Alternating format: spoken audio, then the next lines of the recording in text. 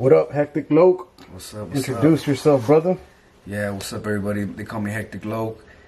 Just right here, posted up, ready to get this little interview popping with my boy. Yeah.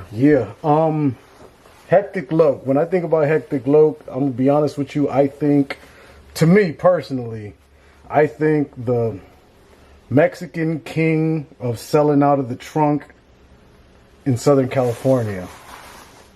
Is that accurate to you or not really? You hit it right on the you hit the nail right on the head, bro. That's, you know what I mean? Yeah. I'm one of them. I can't say I'm the king of Southern California because although like we pushed 135 out the trunk, right. Dito Brown, he's pushed like a lot more. Definitely. He's pushed like maybe from what I heard, maybe like close to $1 million out the trunk. Oh, okay, so it's a. I gotta pay homage to Dito Brown from San Diego. He's the second one, but the reason that I don't mention him was because I wasn't. You know, you're from out here, so I always heard you were. You know, Hectic was on the streets, pushing units. There's no questions asked. Like I can't think of anybody else other than him, but he was from San Diego, right? Yeah. So that's why he would come out here and do his thing.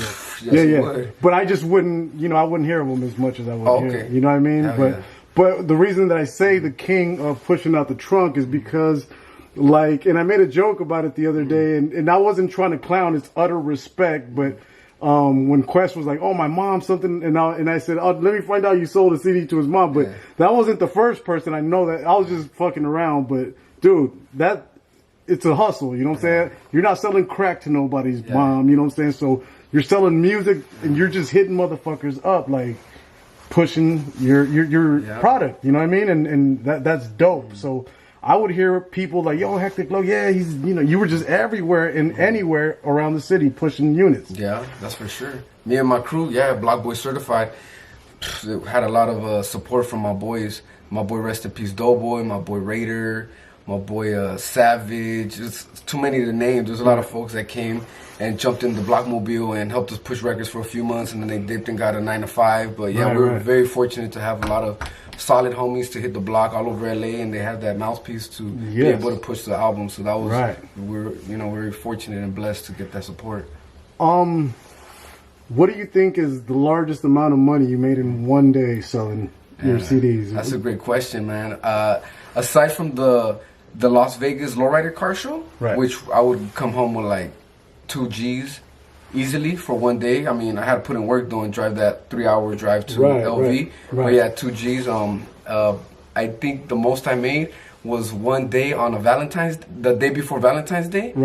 In Florence, on Florence and Compton Boulevard at the Rite Aid. That day, me and my boy made, in total, we sold like over $1,000 worth of records in just like 5 hours. Everybody was in line to go get their, Valentine's cards for their kids. They're like, "Yeah, man, hold on. When I come out, I got you." On all the homies, "Yeah, I got you. Hold on, let me take care of my kids' Valentine's cards." When they came out, $5, 10. Boom. And I made like $1,200, just me and my boy that day. So out of those $1,200, how much of it was profit, you think? Well, if we pop $1,200, that's probably like, I'm not too good on the math right now. Maybe $1,000 profit, maybe? 12. Because you had to pay. We get the CDs probably for like $1. Like $1, right? So yeah, probably like $1,000. Like a rack. Yeah. Wow. Like a rack each of you guys, or you guys had to split it? No, a rack for like profit, but then I would break the homie off. Also, you and the homie, $1,000. Yeah, whatever the homie would sell, I would give him 50%. So right. If he sold like $400 worth, he keeps 200. Right. So, what year was this? When you was like the pinnacle of you out there pushing CDs? I would say like probably 2009. 2009. Yeah, 2007 and 8. The money was beautiful. I'm talking about like I barely got laid off from my 9 to 5, and I was going full throttle on selling records, and I would just come home and tell the wifey like, "Baby, I don't think I'm gonna get a 9 to 5 no more." I would literally hit the like local grocery store from like 5 to 8:30, and I bullshit you not, I would come home weekdays. I would do this like Monday through like I would take like 2 days off in the week, but like I would come home like just in like 4 hours. I would cash in like maybe like $250. Profit probably like $180. And for me, that was really good at the time. That's equivalent to like $25-30 an hour. Yeah, you know what I mean. So Was there a particular city that just happened to show love that you're like, damn, this is a sweet spot? Yeah. Like, when I come here, they support. Was there a city like that? There's a lot of those cities in LA. Like which one? A lot ones? of them. El Sereno, all day. What? The Food for Less, the Arco on, I think it's, if I'm not mistaken, Figueroa. I'm not sure. I'm kind of off on the street. Probably Figueroa. But yeah, there's the Arco, Food for Less right there. Crazy. Boyle Heights, Food for Less. Arco on Whittier and Lorena, all day. On the west side, the Alvarado gas station, right there on Alvarado, and right next to it's like a few blocks away Temple from in Pico. Alvarado? No, that one's good too though. Yeah. But the owner, that dude was on it. He was like, the owner would come out and tax me. Oh, okay. He'd be like, oh, I'm gonna let you post up here, which was cool with me, but you're gonna shoot me $20 a day, and I'm like, I got you. Say no more. I mean. Those folks right there, they showed a lot of love, and I would actually pop your records right there too, because I know that was your area. Yeah. But the one down the street more, like past Pico, like right next to Pico, actually. Okay, over by like Pico Union. Once you start down there, that Arco right there, bro. Beautiful spot. Well, that's crazy because that like down there it's kind of poor. It's crazy that they would be supporting. So that's mad love because it's poor down there. You know what I'm saying? It's like officially like legit poor. That's what people would say. It'd be like, they would always tell me, people on the streets, they would be like, yeah, you're not gonna sell records here. Like, you're better off going to like City Walk. You're better off going to Venice. Yeah, those they're congested with people being annoying selling records, right? Because I remember fools would be like, oh, listen to this, and they go kind of aggressive. You're like, you know what I mean? So you were kind of hitting the back door. I was hitting the most impoverished like areas in LA that would have the most humblest folks. A lot of the people that bought our albums, they didn't even like hip hop. They were mom and dads. They were just buying our music because they were supporting. And they would throw it in. They would give it to one of their kids or a nephew, and then later on they would hit me up online and be like, "Hey, bro, my tia got your album," and it would be like, "Oh, that's dope." That's what's up, man. Okay, now let's do the opposite. Was there cities where you were like, "Oh shit, like I ain't coming back here no more"? Hating is violent. It's like it's just trouble. Was there any cities that you were like, this place is a little too, you know, a little edgy right there? You know what? Those violent cities, it was like a gift and a curse. Where those good cities that you could pop on, like going on Florence Boulevard or Manchester, and it was all good. But once the sun goes down, you better start wrapping things up because that's when the goons really come out. No, of course. And fools are under the influence, and they feel real saucy. So it's kind of like we gotta check out and respect too, you know. But was there a city that in the daytime it was like, no, everything was all good? I mean, you would get a couple of fools that were on a different trip. They'd be like, I'm good right now. They were like, you could tell they were dealing with stress. No, but was there any like trouble with like the local gangs being like, yo, you're selling in my neighborhood? This only happened to me once where like some fools really got at me like on some let me tax you type shit. Once it happened to me in El Sereno.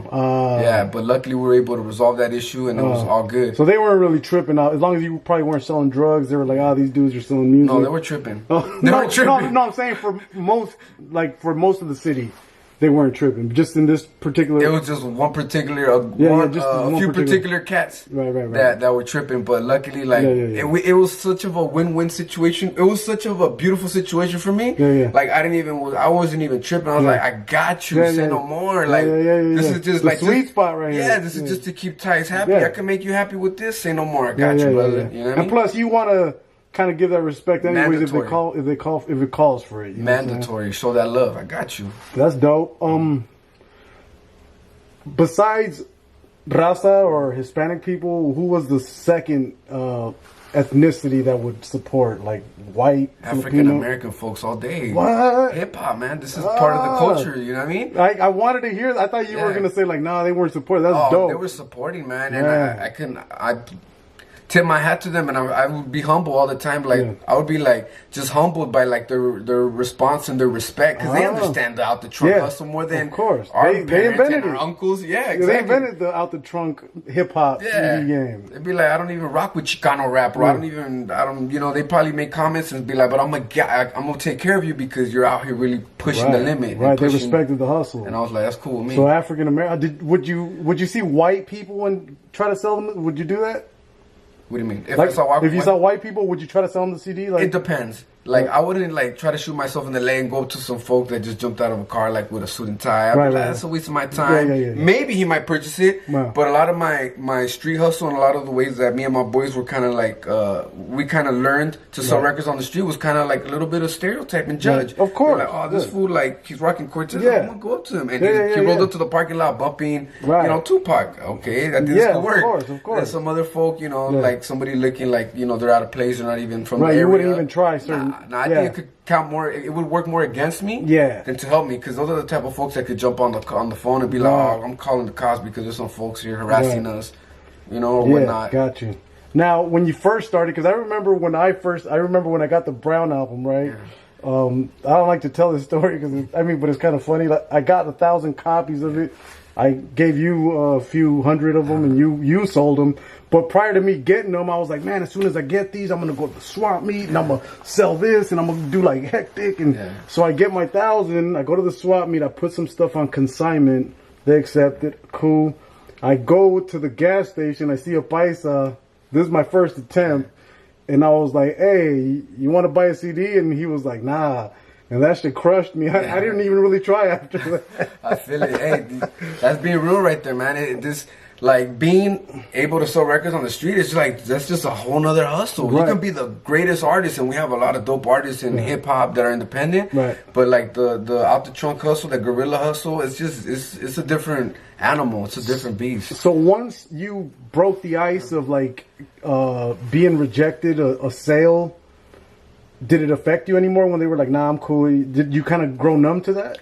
You know what? After being rejected, it depends. Sometimes I would be rejected in a disrespectful way, and I would be like, "Damn, I would really like want to take flight on this fool." Right. But I would just, But it wouldn't stop you from tomorrow doing it again. No, but it would discourage me though. It would discourage you. Oh, for sure. Like, there'd be days that I'd hit the block with the homies and we pop probably, especially when the recession just kicked in. Right. A lot of folks were watching their dollars. Oh, you know? Yeah. Like $5 was like, oh man, it's either your album or like my kid's Happy Meal. Of course. So like, there would be days that I'd go back and I'd be like, man, like I was to my wife, like, I think I gotta go get a job. I think I gotta go to the EDD office. You know what I mean?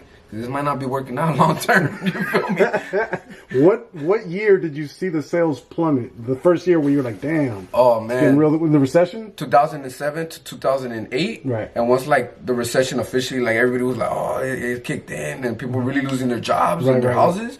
That's when folks were really like holding on to their money, bro. But 2006 to 2007, it was really juicy, man. Right. Like, so 2008, 2009 recession. 2008 it was good, but then eventually it started like, the money started going a little low. We had to work a little harder, you know what I mean? Right. So after the recession, when we sort of recovered, did you try at it again? Oh yeah. Oh no, I never stopped. I kept going. Oh, okay. Did the sales come back up again? Or no?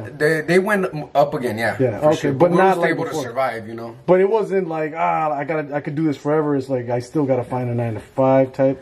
I could do it forever. But like, I would just reflect, like I don't have insurance. Right. I don't have like 401k. Yeah. And then my kids, like luckily my wife had everybody under her insurance plan. But like eventually I kind of wanted to have my own like little retirement plan. Of course. And it just didn't work out that way. Right. And I'm happy the way it did work out. Right. When was do you remember the last day that you hit it? That you hit the field and sold records? You remember the last day? Yeah, I do. And did you know that was your last day? I was kind of like, this is coming to an end for sure. Like, I kind of knew like this. Where was it? Like my last time. What city? I was like the last time I actually went out and was like, we're gonna dedicate a couple hours to sell records. I was in on Lorena and Whittier in Boyle Heights. Yeah. And then prior to when you woke up that morning, did you know like, yo, this is my last day? After today, I'm kind of. Or was it after? Then you were like, damn, I don't know. I think I need to. Yeah, it was just like I knew that the out the trunk hustle for me was already coming to an end, but I didn't know it was that exact day. Oh, okay. Because morning you didn't know it was your last day. No, but I knew it was like, this is coming to an end because I was already like, I had my 9-to-5, my little part-time job. I was going to school, right. And I have a lot of like homework, and it's just like, and then you kind of transitioned out of it. It wasn't like cold turkey, like this is my last day. But you kind of just like started slowly fading out of out of hitting the field with the projects. Yeah, that's what's up, man. Yeah, what do you got going on right? Oh, another question. How do you feel about what would happen if you went out today and tried to do that? What do you think would happen? You get no. I got it. I still got it. I still pop records like it's nothing. My homeboy actually had me do like a little video project for him and for his homegirl that goes to USC and is going like to some film school, and they wanted to do a little project, and I was out there and I took CDs because they wanted me to take my records out, and sure enough I was like, man, let me see, let me mess around, and I just started popping records like nothing. So I mean, the reason I asked that is because CDs aren't as prevalent as they once were, so the climate out there is a little different, so I'm just curious to how receptive people are as far as you selling them a CD as opposed to a link or a thumb drive. You know what I'm saying? So do you think that like if an independent rap group right now hit the streets, there's still like some profit? Yes, there is a lot of for CDs sure. CDs for sure are selling. You just got to go out there and pop them. But like a lot, like I mentioned earlier, like most of the time that people would buy our albums, it was not really because of our content or because of the CD. It's because we were really out there pushing records, and they're like, it's not every day that you see an artist out there pushing the record that's officially pressed up with like maybe one or two official features that they've even like heard of, like Butch Cassidy or you know, someone that they'd be like, oh, you got to record with him, and for $5, I mean, you can go to Venice Beach and you'll have fools selling their CDs for like $10, and they're not even pressed up. They're like CDR burned. That's which is cool, not to knock their hustle, but I just definitely wanted to stand out and have like an official product for the people. Maybe, you know what?